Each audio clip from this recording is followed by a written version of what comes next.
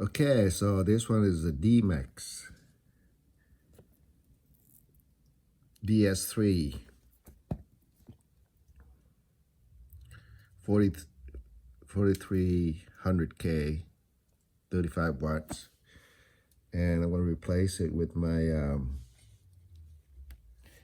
Audi A5 2014 Cabriolet. Okay, so it came with two.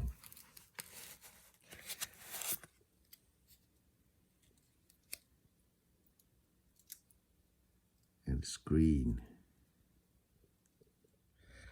So to remove the light bulb, just turn it and take it out.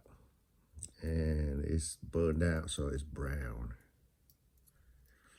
So the DS3 is connector is different from the DS1. Okay, so to plug it in, we put it in sideways, tilt it a little bit like that, and twist it. Okay, so we just turn it clockwise, and it will go being straight. So we just plug it in.